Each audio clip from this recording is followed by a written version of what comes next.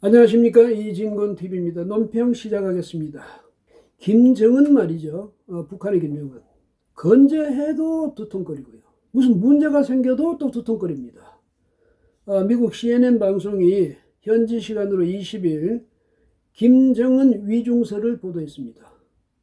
수술 후에 위험한 상태에 빠져 있다는 거죠. 미국 정부 관계자의 말을 인용했다는데 아마 페이스북을 인용한 것 같습니다. 그리고 이 사실을 뒷받침할 만한 무슨 후속 기사 이런 게 없는 걸로 봐서는 아마 오보인 것 같습니다. 그리고 이제 우리 한국 정부 그다음에 청와대가 특히 이 북한에는 뭐 특이 동향이 없다 그러면서 CNN 보도를 부인했거든요. 그리고 이제 중국 측에서도 나오는 얘기가 그거 간단한 혈관 수술이었다. 아무 문제 없다. 이제 이런 그 이야기가 중국 측에서는 그렇게 이야기하고 있습니다. 그러니까 아무래도 그렇죠. 오보일 개연성이 높다 이렇게 이제 생각할 수가 있겠습니다. 이게 왜 이런 오보가 나왔을까? 그 배경이 뭘까 이렇게 생각하면 4월 15일 날 이날이 이제 김일성의 생일이죠.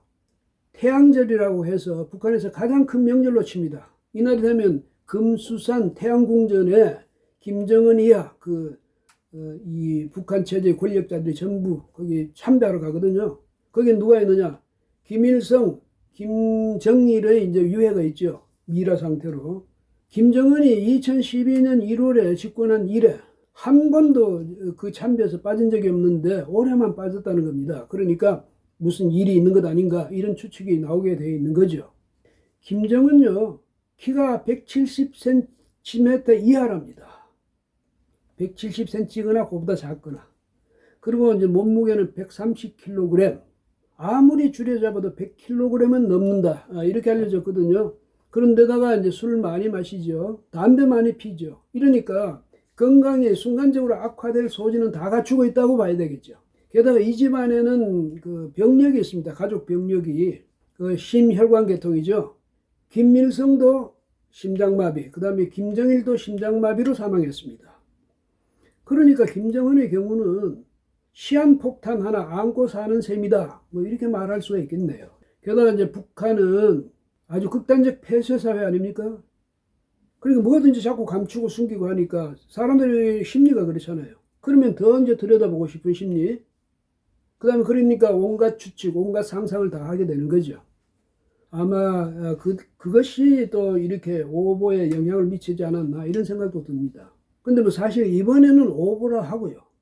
근데 김정은이 언제라도 아주 심각한 그런 상태에 빠질 수 있다는 개연성은 우리가 인정해야 되는 것 아닙니까? 그렇다면 그럴 경우에 대한 뭐 대응 방안이라든지 또 혹은 그 상황을 어떻게 관리할 것이냐에 대한 그런 매뉴얼이 갖춰져 있을까요? 우리 정부는 물론 뭐 이 안보에 관한 모든 경우에 대해서 다 대비 태세가 되어 있다고 하겠죠. 그런데 문재인 대통령 또 그의 참모들 이런 사람들의 성향, 문재인 정부의 대북 정책, 대중국 정책으로 미루어 보자면 아마 그런 것, 특히 김정은 유사시에 대한 뭐 그런 대응, 관리 매뉴얼 같은 건 아무래도 없지 않나 이런 생각이 듭니다. 다른 사람도 아니고요.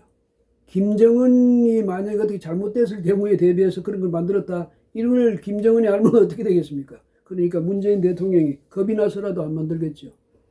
그런데 북한의 김정은 체제는 지구상에서도 유례를 찾아볼 수 없는 괴이한 체제입니다. 그리고 김정은의 권력이 뭐 예사 권력입니까? 전체주의 체제에서 혼자서 완전히 모든 권력을 장악하고 있는 그런 체제 아닙니까? 그러니까 김정은이가 만약에 어떻게 잘못되면 그 체제 자체가 완전히 그 순간에 권력의 진공 상태가 되는 거죠. 다 그 속에 함몰되어 버리는 겁니다. 이 점을 생각해야 됩니다. 김정일의 경우는요, 그 아버지 김일성으로부터 20년 이상에 걸쳐서 수업도 받고 또 권력을 승계받았습니다.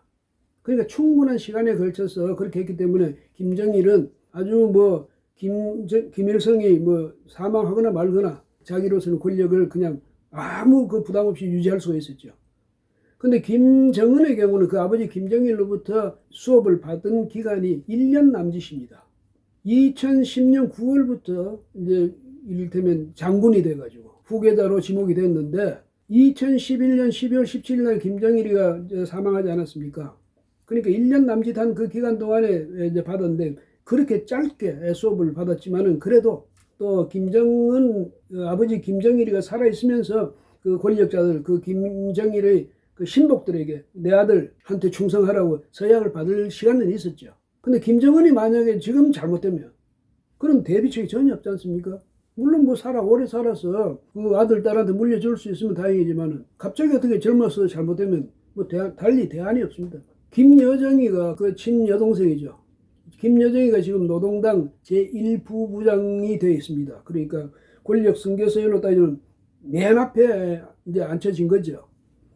그런데 그럼에도 불구하고 북한 사회에서 북한 집권 세력들이 만약에 유사시에 김여정을 자신들의 통치권자로 인정할 수 있을지 거기에 대해서는 좀 회의적인 생각이 들 수밖에 없습니다. 왜? 북한은 아마 우리보다도 더 동양적인 그런 뭐 질서 체계 그런데 좀 더 우리보다는 더 기울어져 있지 않을까 이런 생각이 들거든요. 만약에 북한에서 어떤 급변 사태가 생긴다. 김정은이 뭔가 잘못돼 버렸다. 이럴 경우에 그래서 권력이 진공 상태가 됐다가 그냥 완전히 그 체제 자체가 와해돼 버렸다. 이럴 경우에 어떤 상황이 생길 수 있겠습니까? 가장 먼저 생각할 수 있는 것이 중국이 적극적으로 나서가지고 개입해가지고 친중국 정부를 수립해 하는 것. 아마 가장 개연성이 높지 않을까 이런 생각이 듭니다.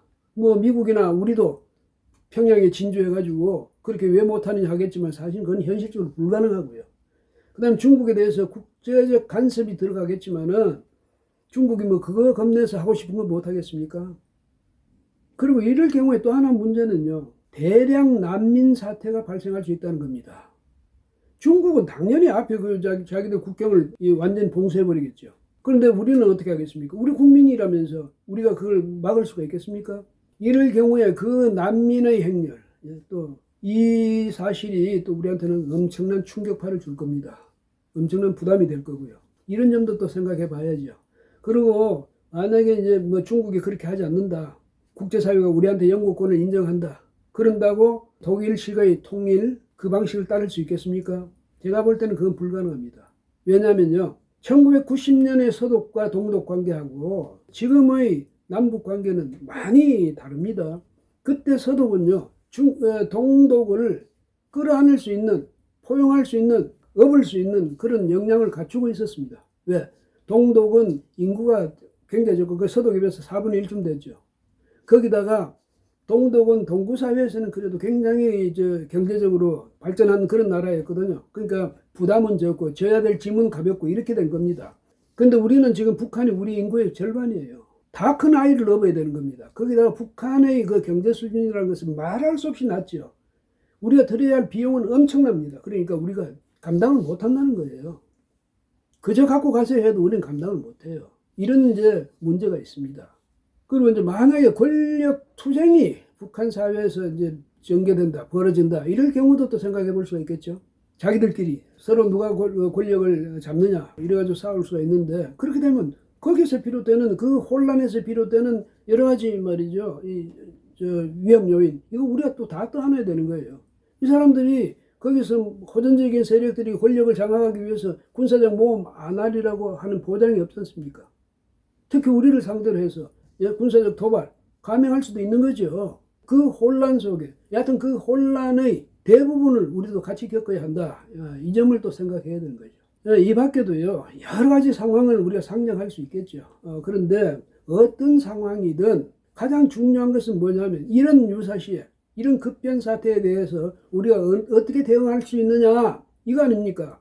우리가 대응할 태세가 되어 있느냐, 대응하는 또 그 상황을 관리할 수 있는 그런 매뉴얼이 갖춰져 있냐, 이게 중요하거든요. 그래서 말인데요, 문재인 정부 지금 북한 김정은 체제하고 화친하자고 해서 화친하겠다고 말이죠. 그렇게 온갖 정성을 다 들이고 있지 않습니까? 그 지극정성의 절반만이라도 유사시에 대해서 우리가 어떻게 행동할 것인가 하는 그 매뉴얼을 갖추는데 거기다가 좀 그 정성을 쏟아주면 우리 국민들은 훨씬 좀 이 안전한 나라에서 살 수 있는 게 아닌가 이런 생각이 듭니다. 사람이 일을 알 수 있습니까? 이거 우리 정부 정말 이게 뭐 간과하지 말고요. 또 가볍게 여기지 말고 진지하게 좀 생각해주는 그런 계기가 되었으면 좋겠습니다. 오늘은 여기까지 하겠습니다. 고맙습니다.